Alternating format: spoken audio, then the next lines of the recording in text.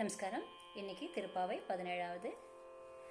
அம்பரமே தண்ணீரே சோரையரஞ்செய்யும்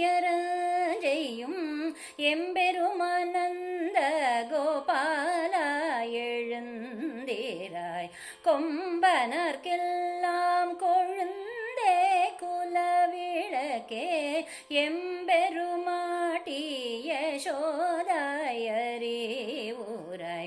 அம்பரம் ஊடருந்தோங்கி உலகளந்த உம்பர்கோமானே உறங்காதெழுந்தீராய் செம்போர் கழலடி செல்வாபல தேவா உம்பியும் நீயும் உறங்கேலோரெம்பவாய் அம்பரமே